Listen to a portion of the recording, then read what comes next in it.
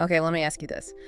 When you're in a conversation, maybe one that really matters, Okay. like a tricky client meeting or a project check-in that's gone sideways, or even just, a sensitive chat at home. Right. Are you really listening?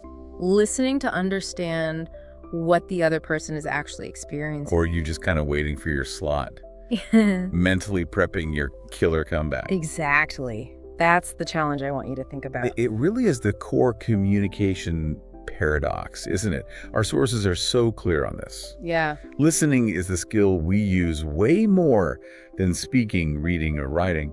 But statistically, it's the most neglected, the least effectively taught skill out there. Which is wild. So that's why today we're doing a whole deep dive just on this, active and mindful listening. Our mission here is basically to give you a shortcut, to get you past just passively hearing noise. Right, the physical act. To being genuinely present, fully engaged in every single conversation. And we really have to start with getting those terms straight. Because hearing and listening, they get mixed up all the time. Okay. Hearing is, well, it's passive. It's just your ears working, picking up sound waves, no effort needed. But listening is different. It needs intent, right? You have to be interested, positively engaged. Absolutely. Yeah. And when we talk active listening, we mean listening specifically to make sure you understand what's being said. Okay, so it's about comprehension. Yes, and the active part, the key thing, is that you, the listener, have to confirm you got it right. How? Usually by paraphrasing back what you heard or asking clarifying questions. You have to interact with it. Gotcha. So it's not just sitting there nodding. Not at all. And that kind of effortful engagement. And that's where mindful listening comes in as the sort of bedrock. Okay, how does that fit? Mindful listening is basically applying mindfulness principles. Open attention, curiosity, not judging immediately to the conversation itself. So you're paying attention to more than just the words. Exactly. The words, the tone, the body language, what's not being said.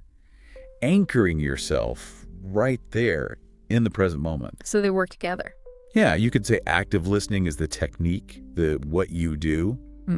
Mindful listening is the internal state, the how you are, that makes the technique actually work. Okay, that makes sense. So let's maybe unpack this a bit more, give it some context. Good idea. Because active listening isn't the only way we listen, right? Our sources talk about, 4 different types? Precisely. It helps to know which mode you're in or which one you should be in. Active listening skills mostly live in the first category, empathic listening. Empathic. So that's when you're really trying to get someone's personal experience, their feelings. Exactly. Purely understanding their world, their perspective, like listening to a friend who's upset or maybe mentoring someone. Okay. What else? Then there's appreciative listening. That's just for an enjoyment. Like music. Music, yeah. Or maybe a really great motivational speaker. You're just taking it in. Got it. Third. Third is comprehensive listening. This is purely about learning, absorbing information, like listening to a lecture or a client telling you their requirements or, well, this deep dive, hopefully. Yes, hopefully. And the last one. And finally, critical listening. Here, your main goal is to evaluate, form an opinion, judge the argument. Like in a debate or listening to a sales pitch. Exactly. Or reviewing a proposal, listening to a politician. You're analyzing it. Okay, 4 types. But you're saying the active listening techniques are useful across all of them. That's the fascinating part. Active listening is rooted in empathy, sure. But the tools, paraphrasing, asking good questions, they're vital everywhere. How so? Well, you might be in comprehensive mode during your presentation, just trying to learn, but then the Q&A starts. Okay. And you need to switch to critical listening, Yeah. evaluating risks maybe, but you still need those active techniques like paraphrasing to make sure you even heard the data correctly before you critique it. Right, so you don't jump to conclusions based on mishearing something. Precisely. And this isn't just some new corporate buzzword fad, is it? It goes deeper. Our sources mention Carl Rogers. Yes, the psychologist. His work is foundational here.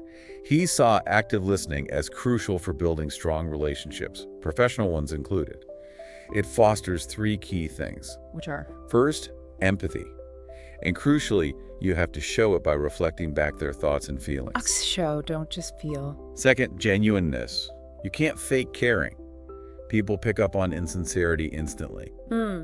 True. And third is unconditional positive regard. Okay, now that sounds very therapeutic. Unconditional positive regard. How does that possibly work in like a high-pressure work environment where you have to make judgments on performance, on ideas? It's a great question. It's not about agreeing with everything. It's about separating the person from their behavior or the problem. Okay, explain that more. Unconditional positive regard means you accept and support the speaker as a human being, even if you strongly disagree with what they're saying or proposing. So it creates safety. Exactly. Yeah. A container of safety. In a work context, it might sound like, look, I value you and your contributions, even though I have serious concerns about the risk assessment you just presented. Ah, I see. It's about maintaining respect for the person, even during disagreement. Not about endorsing bad ideas. Precisely. It preserves the relationship while allowing for critical discussion. Okay, that reframes it nicely. Let's really get into the high stakes now. Why is this so critical in the professional world?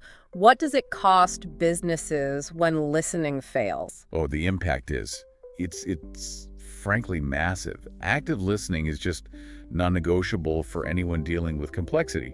Project managers, for example. Yeah. They need mindful listening to pick up on those subtle cues, the unspoken problems, the risks, the opportunities that might be hidden in just casual conversation, especially when things are going off the rails. And the cost of not listening, it can be huge. Staggering. Our sources link poor listening directly to major organizational mistakes, lost effectiveness. I mean, that intercity West Coast franchise competition failure in the UK. Yeah, I saw that. Massive project failure. And a key cause cited: poor communication, breakdown in understanding requirements and warnings. Basically, a failure to listen effectively at critical points. Wow. And think about internal projects too, like business intelligence systems. Okay, data analysis tools. Right. Systems meant to help companies make smarter decisions. The sources suggest that poor communication between the IT folks building the systems and the business users who actually need the insights is a major reason why something like 70% to 80% of those BI projects fail. Wait, hang on. 7 or 8 out of 10 BI projects fail. Significantly because people aren't listening to each other properly across departments. That's what the data suggests. Misunderstandings about needs, about data, about usability. It adds up to billions in wasted effort and investment. That is absolutely mind-blowing. Just, wow, it really highlights why managers need to build that safe environment you mentioned. Definitely. So people feel they can actually raise those small issues, those subtle warnings, before they snowball. Exactly. And that safety isn't just about preventing disasters. Mindful listening also helps managers support employees who might be struggling, maybe with mental health. How so? By creating that non-judgmental space where someone feels genuinely heard, it can make a huge difference to their well-being, their engagement, their loyalty. Right, retention and performance. And outside of work, the personal benefits are just as important, right? Absolutely. Active listening is fundamental for building trust, rapport, deeper connections. That 2016 research we looked at, it found people who practice mindfulness, which fuels mindful listening, report being significantly more satisfied in their personal relationships. Makes sense, right? Yeah, totally. And it helps you know yourself better, too. Definitely. It's a powerful tool for self-awareness. When you really focus on understanding someone else, especially someone you disagree with, you can't help but notice your own internal reactions, your biases, your triggers, your defensiveness. Ah, so you learn about your own patterns by observing how you react to others. Precisely. It helps with conflict resolution, taking criticism, all those tricky interpersonal skills. Okay, so the why is incredibly clear. The stakes are high, professionally and personally. Let's pivot to the how, the practical toolkit. Right. What are the actual techniques? How do you go from just hearing to really listening actively? Okay, step one is foundational. Presence and nonverbal cues. You have to signal you're actually tuned in. Which means? Minimize distractions. Seriously. Put the phone away, turn off notifications, minimize the email window, give your full attention. Physically present. And mentally present. Your body language needs to match that.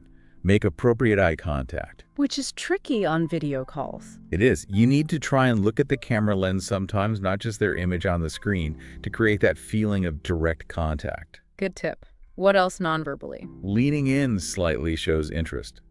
Small nods, encouraging, sounds like, uh-huh, or okay. It shows you're tracking with them. Okay, basic but crucial. Is there a framework for this? Yeah, one helpful one for mindful listening is the HEAR acronym. It's like a quick mental checklist. HEAR, what's that stand for? Halt. Stop whatever else you're doing, mentally and physically. Enjoy. Take a deliberate breath. Choose to receive. Ask. If something's unclear, ask for clarification. Don't just guess. Reflect. Reflect back what you think you heard. Okay, reflect. That brings us to maybe the most important skill set. Reflecting and validating. Absolutely core. The main technique here is paraphrasing or reflecting. Saying it in your own words. Exactly. Restating their main points to check if you understood correctly. It does two things. Confirms accuracy for you and makes the speaker feel heard. Can you give an example, like in a work context? Sure. An employee explains a project delay, blaming lack of resources. A good manager wouldn't just jump to solutions, they'd reflect first. Like? Okay, so if I'm tracking this right, you're putting in the hours, but the main bottleneck stopping you hitting the Q4 deadline is just not having enough people assigned. Is that a fair summary? Right. It confirms understanding before you even discuss solutions. Exactly. And you also need to validate your feelings or perspective, even if you disagree with their conclusion. So, acknowledging the emotion, I can see you're frustrated by this. Precisely. Acknowledging how they feel builds trust, even in disagreement. Yeah. And then, especially after a longer discussion, summarizing is key. Wrapping it up. Yeah, quickly review the main themes, any decisions made, who's doing what next. It ensures everyone leaves on the same page. Okay, presence, nonverbals, reflecting, validating, summarizing. What about asking questions? Crucial. But timing matters. The advice is reflect and validate first. Make them feel understood before you start probing with questions. Good point. Get them heard first. Then, when you do ask, aim for open-ended questions. The ones you can't just answer with yes or no. Exactly. They encourage deeper thought, more explanation. What led you to that conclusion? How did you approach that? Tell me more about. And this is where the non-judgmental part gets really tricky, right? Phrasing the question. Huge difference. Instead of a question that sounds like an attack, like why on earth would you choose that vendor? Which just makes them defensive. Right. You rephrase it out of genuine curiosity. Help me understand the thinking. What factors led you to select that vendor over others? Or what benefits did you see? Okay, curiosity, not accusation. Or instead of just saying, that plan makes no sense. Yeah, which shuts things down. Try something like, I'm struggling to connect point A to point B here. Could you walk me through the main steps again? Much better. Shows you want to understand, not just dismiss. Exactly. It keeps the dialogue open. All right, that's a solid toolkit. But knowing the tools isn't enough. We all fail at this sometimes. What are the biggest roadblocks, the traps we fall into? The barriers. Okay, the first huge internal one is judgment.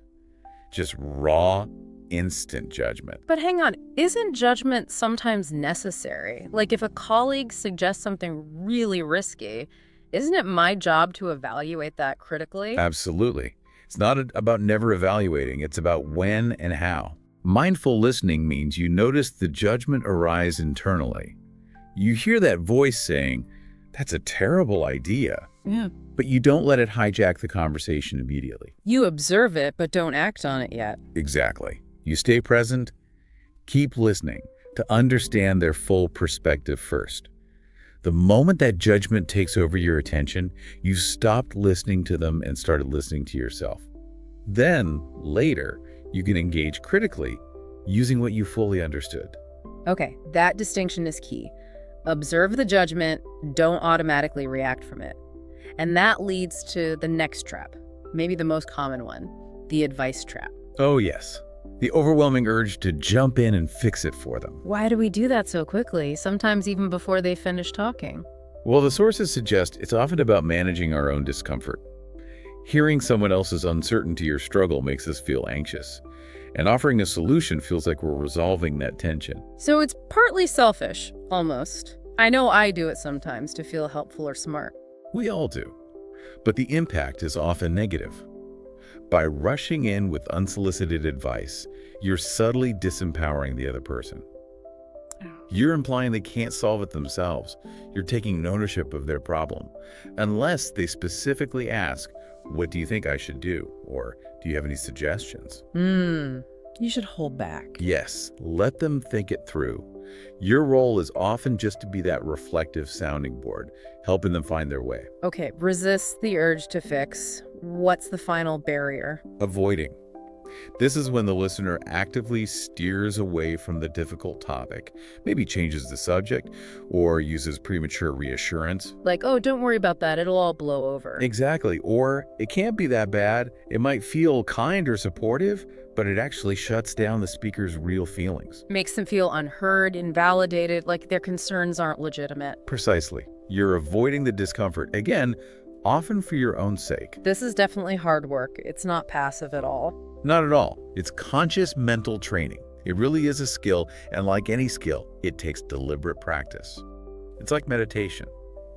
Your mind wanders off into judgment or advice, and you gently bring it back to listening again and again. And there are actual ways to practice this, not just in live conversations. Yeah, there are exercises. We saw things like the paraphrasing circle in group settings. How does that work? Each person in the circle has to accurately paraphrase the core message of the person who spoke before them, before they can add their own thoughts.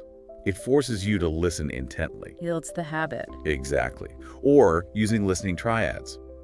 One person speaks, one actively listens, and a third person observes the listener. An observer, what do? They give specific feedback afterwards on the listener's nonverbals, their paraphrasing, their question quality. It's structured practice. Interesting. Can you practice alone? Sure. Simple mindful listening exercises help train the brain. Just sitting and focusing intently on the sounds around you, near, far, loud, soft. Notice when judgments arise about the sounds, that car is annoying. And then gently let go of the judgment and return your focus purely to the sound itself. That practice of noticing judgment and returning to neutral observation builds the exact mental muscle you need for difficult conversations. So bringing this all together then, Yeah. whether it's a work situation, a client, your partner, your kids, listening to genuinely understand, that's the real path forward. It seems to be. Yeah. It builds empathy, connection, stronger relationships. It's just, well, it feels like one of the most critical skills, maybe the most critical, for success in almost any area of life. Okay, so here's the final thought, the provocative idea we want to leave everyone with, pulled from these sources. The real superpower of active, mindful listening might not actually be about perfectly understanding the other person, although that's obviously important. What is it then? By practicing that non-judgmental attention, by constantly noticing your own internal reactions, your biases, your judgments, your advice-giving urges as you listen to others, you end up gaining profound insight into yourself. So by truly listening to other people, You learn more about yourself, your own inner landscape. That's the hidden reward.